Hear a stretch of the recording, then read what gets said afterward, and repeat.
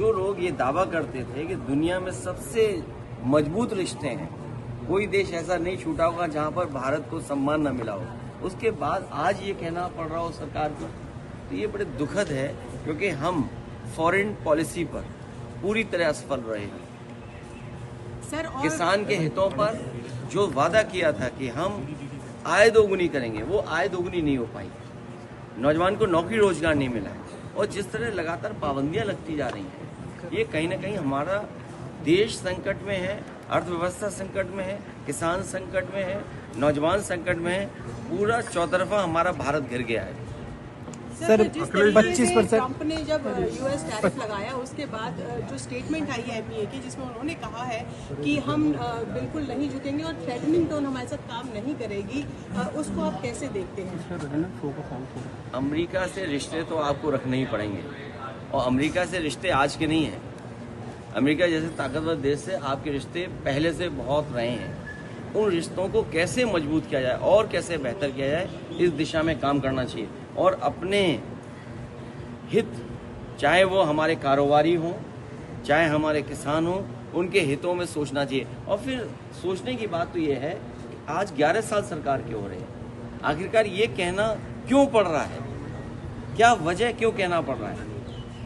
बहुत सारे ऐसे फैसले हुए होंगे कहीं ना कहीं कि आपने उन कारोबारियों को लाभ पहुंचाने का काम किया होगा सरकार ने, कहीं वो बात तो नहीं है?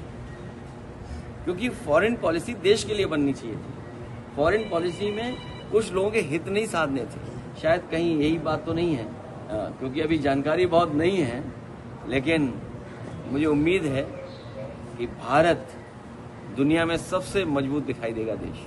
अखिलेश जी, योगी आदित्यनाथ प्रधानमंत्री चाइना जा रहे हैं, तो हमारे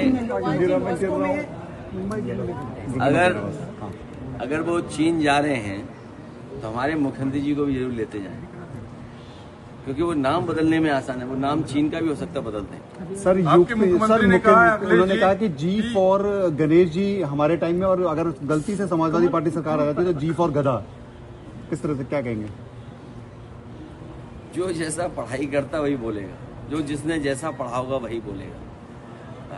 उत्तर प्रदेश को हम लोग ये बताते रहे कि 3x660 super critical thermal plant लगेगा, तो उससे हमारा किसान, कारोबार और रोजगार बढ़ेगा।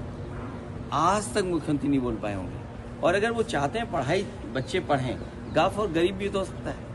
हम लोग गरीब के बच्चे पढ़ा रहे हैं, जो प्राथमिक विद्यालय में जा रहे हैं वो सब गरीब बच्चे जा रहे हैं, उन गरीब बच्चों को हम लोग पढ़ा रहे हैं। गाफ और हमारे लिए गरीब है, हो सकता है बीजेपी के लिए गाफ और गधा हो, जिसने जो पढ़ा हो वही बोल सकता है। Thank you so much. Thank you sir.